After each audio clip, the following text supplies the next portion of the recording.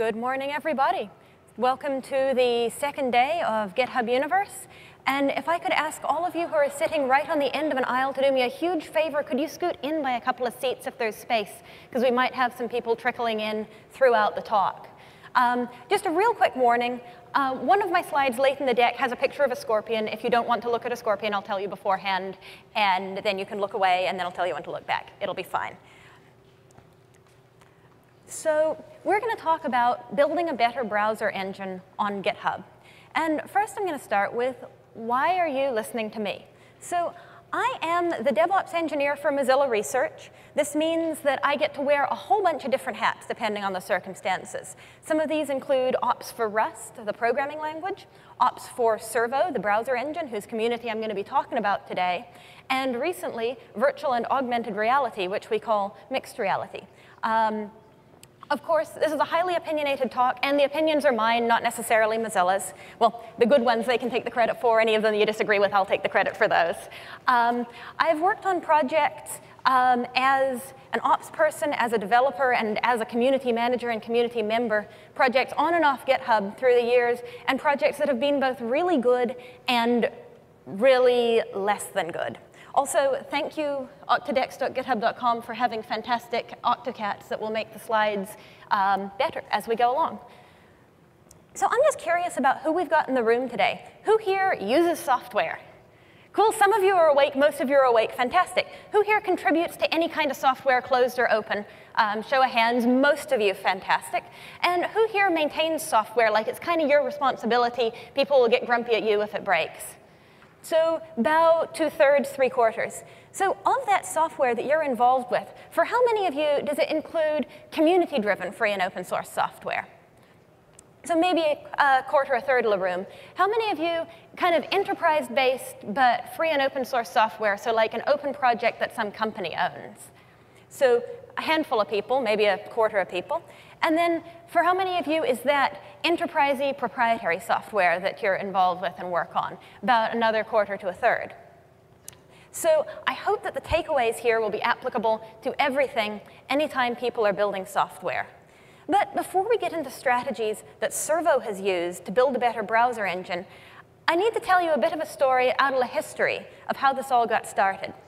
It started when somebody decided they needed to build a better programming language.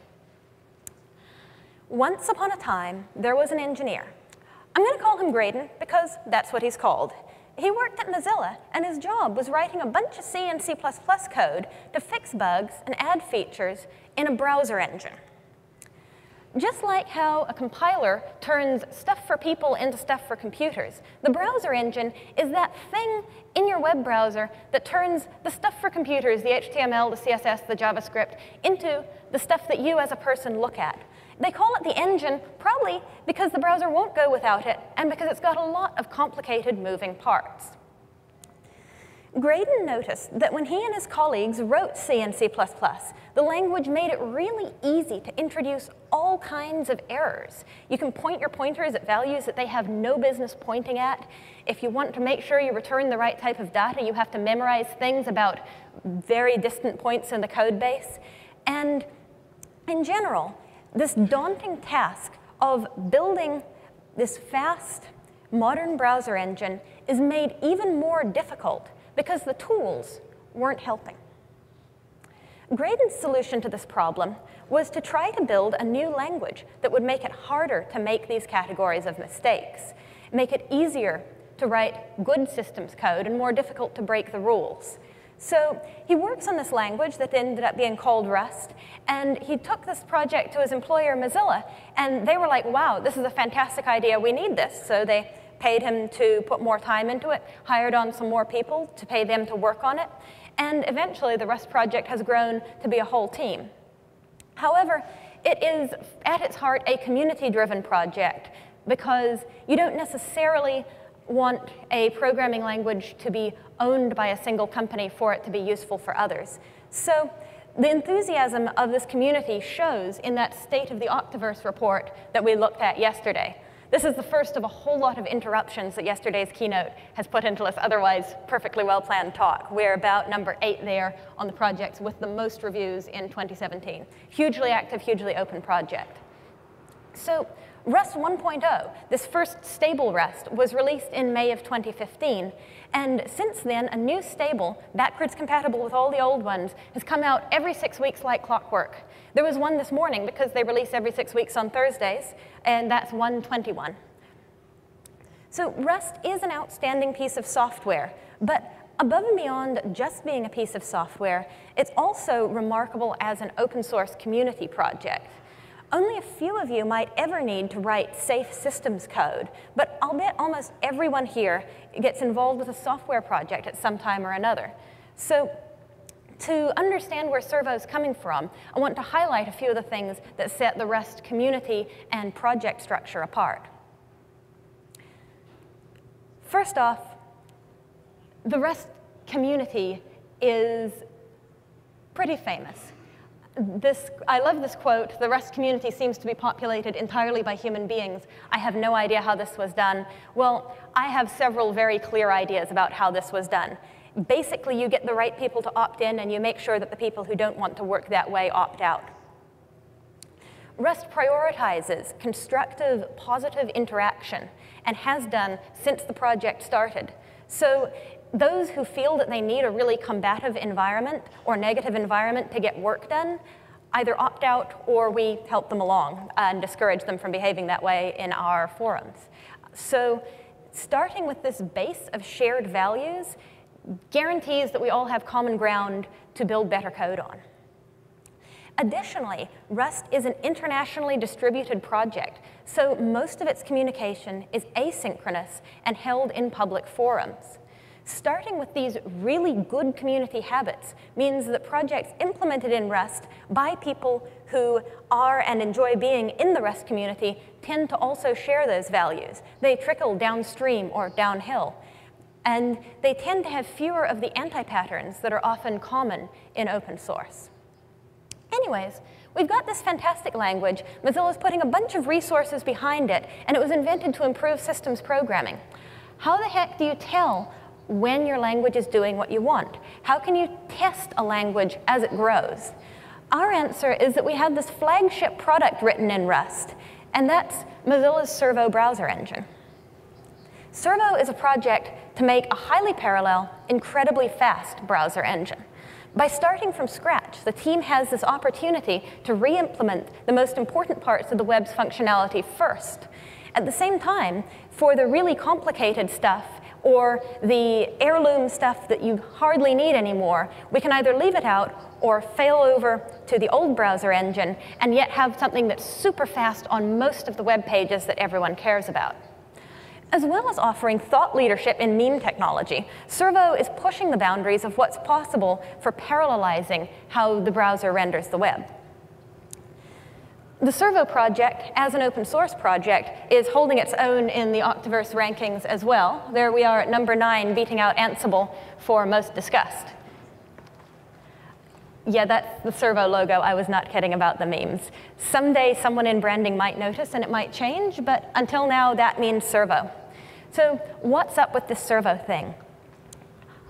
I think that Servo is in a really unique place because it's unequivocally a corporate project.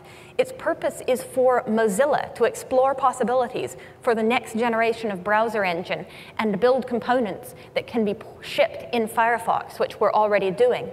But at the same time as being owned and directed by a company, it's a really healthy open source software community. It's getting the kind of contributions and involvement that pretty much any open source project of its size would dream about. And I think that's unusual for open source code that a company is putting out there. So how we got here is we started out with a really good foundation coming from Rust's values that help us get a whole lot more code built with a whole lot less resources than we might otherwise be able to. And one of my hats at my job within Mozilla Research is, as I mentioned, being the DevOps engineer for Servo. So I get my hands dirty at pretty much every step of their community and build and release processes. I've provided various types of dev and ops support to all kinds of projects over the years, and Servo uses a handful of tricks that I wish everybody else did too. That's the ulterior motive for giving this talk. I hope that our ideas can make development, deployment, and community interaction easier for whatever project you're working on. So I'm going to walk you through what I consider the 5 success strategies that I've seen Servo using to get to where it is today. Each of these builds on the next. The advanced techniques that I've placed at the top of this pyramid will do you little good and might even hurt your community if you just jump straight into them without having the foundations below. So for each of these, if I were the kind of person who gave quizzes at the end of the hour, I hope you'll be able to answer what we're doing, why we're doing it, how we did it, and how you can too. The first way that we build a better browser engine is we build it in public. We're Mozillians. The internet as a global public resource, open and accessible to all, is a core company value. And it's tough, if not impossible, to build an open web on top of a closed platform. But building in public is not just about the moral aspect of it. Coding in public keeps you honest. You act differently when you know that somebody's watching. In any project, there's this pressure to make the code work and the pressure to write it fast. And without any other constraints, that will be exactly what you get: fast working, or quickly built working code. Not necessarily maintainable. Not necessarily something that you can be proud of. We even keep our infrastructure configuration code on GitHub, and it's attracted volunteers who are pros at SaltStack, which is our tool of choice. So when you add those people who care about it and are watching in public into the feedback loop, it completely stops those YOLO, good enough for today, infra changes that it would be hard to justify not making if everything was closed and secret. Why do we code in public on GitHub? And GitHub is how we do this. So Servo made it for 3 years between the first commit to the code base and when I came on board as its first and so far only dedicated ops person. This is partly because the developers are fantastic, but they couldn't have done it as well without a free turnkey code hosting platform. For us, that happened to mean GitHub. GitHub is not the only platform that matches that description, and it wasn't even the only option back then, but it has this one huge selling point. Pretty much everybody is already there. So setting up a new contributor couldn't be easier. Whenever a project rolls its own code hosting or picks something uncommon, less popular, it adds this barrier for entry to would-be drive-by contributors who might end up growing into a core person. If you require somebody to set up a new account or hope they already have the account that you want them to use for OAuth, you are slowing them down and deterring them from just jumping in and getting involved. Plus, your contributors often come pre-trained on the tooling you're using from their involvement in other projects. And when you train a contributor, it then benefits everything else they'll go on to touch on the same platform. That's a network effect that would disappear if everybody scattered into their own custom thing. So that's how we're coding in public. How can you, especially if it's an internal thing that others aren't supposed to look about? Coding in public means figuring out how to get the most eyes on your code. Make it easy for people to look at what you're working on and ask questions about it. You might only share within your company. You might be able to share some of your code with the world. If you have secrets scattered throughout your code that you can't even share outside your team, that is a huge problem that you need to address in order to have sound, reliable code going forward. And then, as you do your development, do it as if you expect to be asked questions. This means focus on better docs, better comments, fewer ugly hacks throughout it. Even if nobody but you ever reads that code, your future self will be grateful. But coding in public isn't enough. You have to write good code, code that works well and can be developed quickly. You can't talk about any Rust project's infrastructure, and especially not Servo's, without discussing the not rocket science rule of software engineering. This term, the not rocket science rule, and its phrasing, automatically maintain a repository of code that always passes all the tests, was coined by that cool, insightful dude who also invented the Rust programming language. It's a core piece of culture that permeates the entire Rust ecosystem. So why should you automatically maintain a repository of code that always passes all the tests? think about what would happen if you didn't. So if you don't have tests, you're just going to go introducing the same bug over and over, or you're going to rely on one project member's memory to prevent that from happening and what happens when they leave. If you're not always passing all the tests, first off, you can't meaningfully bisect through history to figure out where a bug was introduced, and it's generally hard to quantify whether a given change made the code base better or worse. I mean, things were failing anyway, they're still failing now. That's not really that different, is it? And then if it's not automatic, if you're manually maintaining the repository of code that always passes all the tests, you are introducing so much excess work for whoever's doing that manual task, which will lead to not only burnout on their part, but also hostility between them and the people who keep on putting that work onto them. How do we do this? We have friendly local robots. The first robot that did this was named Monotone for helping monotonically increase the code base's quality. And then Rust has a bot named Bors, and now Servo has Homu. And all that these various iterations on fundamentally the same robot do is they wait for a human to say, yes, I like this code. I, as a human, think it should land. And then they figure out whether the tests would pass if they landed it. If the tests would pass, then they merge the code. If they would not, they come back and tell you why not, and then you fix it and repeat. So I'm pretty sure that automatically landing the code after the tests pass, after a human gives a positive review, is the only one of the tools in this talk that GitHub hasn't obsoleted with their own tooling that they've announced recently and over the past year. So how can you follow the not rocket science rule? First, you cannot get the benefits of automatically maintaining a repository of code that always passes all the tests if you don't have any tests to pass. You cannot get the benefits of having a test if you don't run it. Run your tests early, run your tests often, run your tests automatically. There are so many continuous integration and continuous delivery tools available, at least 2 of which, possibly more, are set up right here at this venue, who can help you run those tests either for free or for a fee. And then, once you're running your tests, use the results. Little Zen cone for you. If a test fails in your tree and nothing happens as a result of that failure, was the test ever really there? For GitHub projects, this means that your test or your tooling should report back to the status API so that GitHub knows what the result was for a given pull request. And once you're reporting to a status API, you can protect the branches you care about. Go into your repo settings, and you'll find these checkboxes, and you want to configure this for every branch that matters. Pick the branch, maybe it's master, maybe it's release, maybe it's even develop. Check, yes, I want to protect the branch. Require the status checks that you've now configured to report. And then you cannot hit the merge button and have it merge if the status check isn't passing. And also require the branches to be up to date before merging. Otherwise, you won't effectively be testing roughly what it will look like after landing.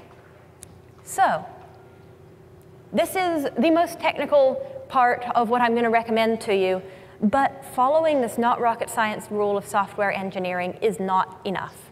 It'll get you consistently working code, but it doesn't guarantee that the code which passes the tests is, in the bigger picture, doing what your project should be doing. It's like hitting the gas pedal without worrying about where you're steering your vehicle. And the way you steer your project's improvement is through good communication. Communication is a huge topic, and since this talk is only 40 minutes, I'm going to skip a lot of the more nuanced stuff in favor of some concrete takeaways that can go straight back to your projects. As a quick warning, if you aren't automatically maintaining a repository of code that always passes all the tests, you won't really know what's going on, and so it becomes difficult, if not impossible, to communicate accurately. How can you tell somebody it's in that state or the other state if you don't know whether that change broke things or not? So with that warning out of the way, why do we care about communication? Here's a counterexample. Here's an example of an anti-pattern here. This is an issue I filed back on a while back on a repo that really doesn't have a well-organized team or good communication about it. what's wrong here? Me being an owner happened later as part of an initiative to fix what's up. That Octocat, that is me. That sad face, that is my face when my issue is ignored for more than 2 years. Radio silence on issues is such a big problem that GitHub added an entire feature to address it, which is that first-time contributor badge. If I were a first-time open source contributor instead of a grumpy old nerd, I probably wouldn't still be thinking about GitHub 2 years later. I'd think, I must have done something horribly wrong, they're ignoring me, I better leave. How does Servo prevent this kind of problem? Before that first-time contributor badge was available, we took advantage of GitHub's extensibility and added another friendly local robot who does basically the same thing. This high-five robot not only greets new contributors and shows them around, this was pre-issue and PR templates as well, but it also gives a list of people who might care about which files got touched. That's another thing that you can now do through GitHub and you don't need a standalone robot for. However, having this functionality wherever you get it from helps us out a lot. So another essential part of communicating, especially about the state of an issue on a globally distributed team, is just to open that issue at the right time. The correct issue lifecycle for your project, if you want an inclusive distributed project, will almost always look like file the issue, then discuss the issue, then implement the fix you discussed. Doing this right leaves this easily searchable historic record for what you were trying to do, what you considered when you were doing it, and how you decided to fix it. What happens if you mix it up? Maybe you come up with a fix by yourself and then you merge it. You just skip straight to implement. Maybe you chat with a colleague over coffee and then you file your issue later and then you PR the fix without really letting anyone else chime in on what's going on. Well, any way that you shake up this order, you are excluding people. You're excluding the people who weren't there and had something useful to contribute to the discussion. You are also excluding everyone in the future who wants to look back and say, how did this happen? Why was that decision made? Did they consider this other thing? So get your issue life cycle in the right order if you want to work with people outside of your immediate vicinity or outside of just yourself. So starting out with filing the issue, how do you get people to file issues well? Use the templates that are available. Use your templates to clarify what the discussion is going to need. A template is a lot easier and cleaner than going back and forth with people asking them the same 5 questions every time someone makes a pull request or files a bug. The standardizing, noting what part of the code it touches, that kind of thing, will make it easier to do your private investigation going back, going, okay, what are all the issues that touch this part of the code, for instance? The templates are also an opportunity to cultivate a good culture by thanking the user, either for reporting or proposing the problem or the fix. And they also help set expectations about what the user should expect to have happen next, which is a really key way of working well with new contributors. So when you've got the templates, when you're ready to have that discussion, how do you make sure you're there for the discussion? You've got to make sure you know that it's happening. There's no one-size-fits-all solution for notifications. You've got to figure out what works for you. How do you personally need to be contacted in order to reply to issues in whatever manner you've decided is timely and appropriate? Just as importantly as turning notifications on for things you care about, you have to turn the notifications off for the things that you would rather ignore. If you leave them on from everything, then all of those spurious notifications are going to train you to ignore the emails or the IRC pings or the Slack messages that come from GitHub. And when you're ignoring all of them, you're not going to catch the stuff that you do care about. So this gets you a good issue opened and gets the discussion started. Once that's happening, social processes come into play. There is no technical solution for managing the expectations of everybody who's involved. It is social and personal, otherwise known as a particularly hard problem. However, the other person, the person filing the issue, the person contributing to the issue, giving you their advice or asking their question, needs to know what they should expect from you. They need to know what they can expect you to do and when they can expect you to do it. If they don't, if they have the wrong expectation and you don't do the thing they expected, they're going to be disappointed. Some of them will be disappointed very quietly and just sort of go away and decide they don't want to be there. Some of them will be disappointed very loudly and get mad at you in public. But neither of those is good for your project. And as well as setting other people's expectations, you need to manage your own expectations as well. You need to know what you can realistically expect yourself to do and when you can expect yourself to do it. Because without realistic expectations, you can't say no to things at the right times. Why should you say no to things in an open source project? I think it's one of the most undervalued skills for keeping your project focused and on task, avoiding scope creep, and avoiding overcommitments and burnout. So expecting either way too much of yourself and others or way too little is bad for both you and your software. Let's get back to communication challenges that the computers can help us with. So answering the question during a discussion of how far along through our usual process is this issue or PR is something that they can absolutely fix for us.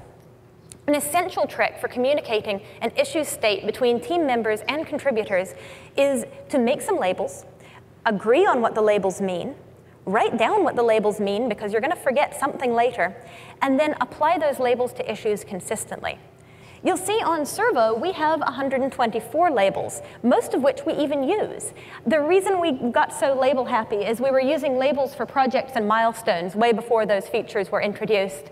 Now that you have these tools in GitHub, you can probably spread the load out and have fewer labels and more projects, more milestones to categorize where an issue is and what it applies to, so that somebody working on that task can find the right thing for them. So there's also perks to using these standardized help wanted and good first issue labels, which I'll talk about a bit later. Anyways, you're coding in public, you're automatically maintaining a repository of code that always passes all the tests, and you're communicating across whoever cares, your community, your team, whatever, about the changes in your code. But there is absolutely still room for improvement.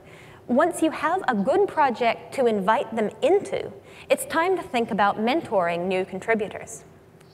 Human lives are finite, and human patience to keep dealing with the same project day in and day out is shorter than that. For a healthy ecosystem and a project that outlives its first creator's interest and involvement, you have to bring new people on board. Why mentor a whole bunch of new contributors instead of just the handful of people who are going to grow up to be core folks? Just as you probably don't stick with and become a core person on every single project you've ever touched, most communities interact with dozens or even hundreds of drive-by potential contributors for every one who sticks and really becomes involved long-term. So how do you create that culture of mentoring? The first and most important thing is to value mentorship. The central part of how Servo manages to mentor a whole bunch of new contributors is that we cultivate a culture where we think our mentors are fantastic. We are awed by contributors like Josh and Manish, who not only mentor people pretty much constantly, but even teach that mentoring as well. And not everyone in your project has to be a mentor. But everyone can show that they value mentorship by taking little steps that make life easier for whoever is doing the mentoring. How can you make your project a better place for mentors to work their magic? First, oh man, thank you, Slides tool. This says documentation gardening. You can make life easier for anyone mentoring incoming community members by keeping your docs in good shape. Writing your docs once and then never touching them again is basically the same thing as planting a garden in the start of the season and then just leaving it alone and hoping it grows beautiful with nothing invasive, no weeds, nothing bad. Sure, you might have a few things that are still there at the end of the season, just like some parts of your docs will still be accurate even if you don't update them. But abandoned documentation, just like an abandoned garden, will get more and more inaccurate and even dangerous to its users as time goes on. Treat reports of difficulty with your docs or inaccuracy in them as seriously as you'd treat reports of dead plants or dangerous infrastructure in a garden that you want to keep welcoming and beautiful.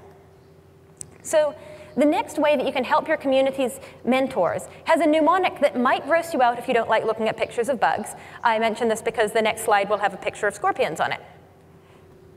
For those of you who aren't incapacitatingly uncomfortable with insects, this is what I want you to think about when you see what you'd call a bite-sized bug, those easy little fixes that you could just whip out, commit it, you're fine. This is 2 lollipops that have scorpions embedded in them. Nice little treats, right? I don't know about you, but that doesn't look like something I want to take. And this is my memory aid to say, leave the bite-sized bugs for someone else. Filing your small, easy bug as an issue instead of just fixing it yourself will allow a new contributor to have a more positive first experience. Okay, the scorpions are gone, you can look now. We're gonna talk about starters. Before GitHub solved the whole issue aggregation thing for us with the easy and good first issue bugs, we used this little app written by a contributor that finds the help wanted bugs across every repo in our organization. The average life of an easy issue in Servo, last time we ran the numbers on it, was less than a day. This is a testament to the accuracy with which core folks tag the easy bugs as easy and not tag the difficult bugs as easy, and also a testament to the enthusiasm with which newcomers love to fix them. So you're coding in public, you're automatically maintaining a repository of code that always passes all the tests, you've got good communication going, and you're ready to mentor those new contributors as they come in. There's just one last step to take a project from good to great, and that is opening the pipeline of contributors. To open the pipeline means to give more people from all over the world with all kinds of different backgrounds and experiences the opportunity to find their way into your project and make it even better. If you don't have everything up through good mentorship worked out, do not focus on opening your pipeline yet. Your project only gets one shot to make a first impression with each individual contributor. And if somebody finds their way in and has a bad experience, they will not only leave, but they will warn others away from your project as well. So Servo is this really small project with this really big community, and that didn't happen by mistake. We've been making a concerted effort over the 5 years of the project's existence to be a great place to join and to share that with others. There's 2 main categories of ways to open the pipeline, but before using either, you should double check that you're actually an appealing place once somebody sees that your project exists, that they'll want to join. And one thing that's helped us out a whole lot there is having a meaningful mission that we can communicate well about for the project.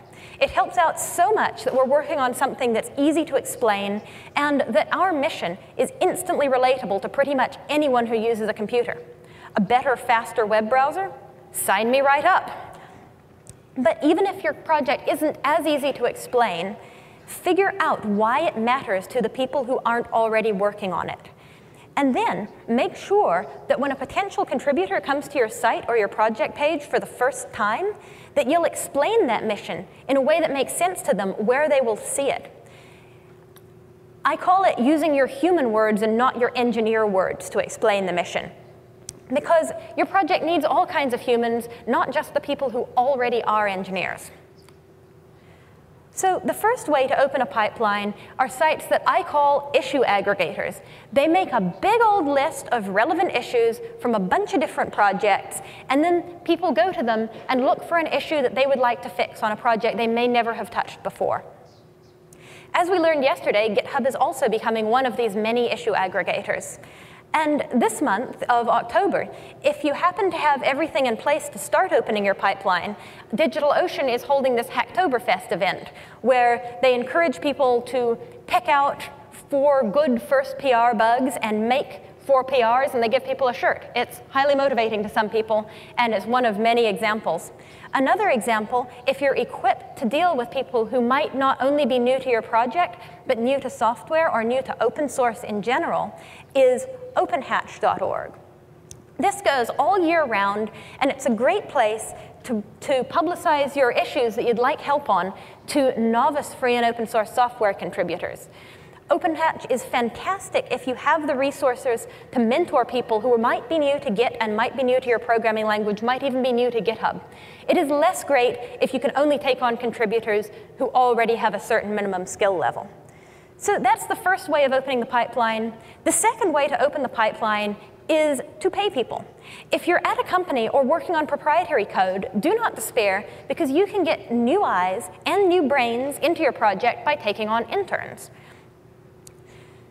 So why would you pay somebody when some people are doing it for free?